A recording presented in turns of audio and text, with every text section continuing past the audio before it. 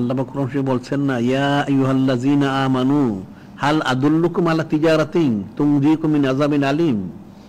আল্লাহ বলতেছেন, হে ঈমানদার, আমি কি তোমাকে এমন একটা ব্যবসার সংবাদ দিব, হাল আদুল্লুকুম আলা তিজারাতিন তুনজিকুম মিন আযাবিন আলীম, যে তোমাদের কঠিন আযাব থেকে বাঁচাই দিবে, এমন একটা ব্যবসার কথা আমি কি বলবো? আল্লাহ পাক বলতেছেন, সেটা কি? তুমিনুনা বিল্লাহি ওয়া রাসূলিহি ওয়া তুজাহিদুনা ফি সাবিলিল্লাহি বিআমওয়ালিকুম ওয়া আনফুসিকুম যালিকুম খায়রুল লাকুম ইন কুনতুম তা'লামুন।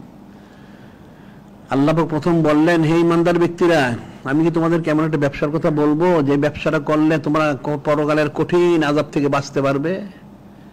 সেটা কি? আল্লাহ বলছেন, সেটা হচ্ছে তুমিনুনা বিল্লাহি ওয়া রাসূলিহি, আল্লাহ পাক এবং ওনার হাবিব মাহবুব নূরে মুজাসসাম হাবিবুল্লাহ হুজুর পাক সাল্লাল্লাহু আলাইহি ওয়াসাল্লামের প্রতি ঈমান আনতে হবে। ওয়া তুজাহিদুনা ফি সাবিলিল্লাহি বিআমওয়ালিকুম ওয়া আনফুসিকুম, এবং আল্লাহ পাক ওনার রাস্তায় জিহাদ করতে হবে, মাল দিয়ে, জান দিয়ে।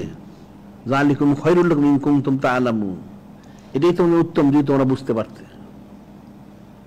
আল্লাহ পাক বলেই দিলেন, এটা ব্যবসা শিক্ষা দিব। ব্যবসাটা কি? ঈমান আনবে প্রথমে, এরপরে কি করবে? তোমরা জিহাদ করবে, মাল দিয়ে, জান দিয়ে। তো কে জিহাদ করে? সময় তো দেয় না। সে ঈমানদার থাকলো কোথায়? তা সে তো আযাব থেকে নাজাত পাবে না। আল্লাহ পাক বললেন, এমন একটা ব্যবসা শিক্ষা দিব যেটা করলে তুমি পরকালের আযাব থেকে বাঁচতে পারবে। সেটা হচ্ছে প্রথম ঈমান আনতে হবে আল্লাহ পাক ওনার প্রতি, ওনার হাবিব মাহবুব নূরে মুজাসসাম হাবিবুল্লাহ হুজুর পাক সাল্লাল্লাহু আলাইহি ওয়াসাল্লাম ওনার প্রতি, এক নম্বরে। তো দুই নম্বর হচ্ছে জিহাদ করতে হবে আল্লাহ ওনার রাস্তায়, মাল দিয়ে, জান দিয়ে।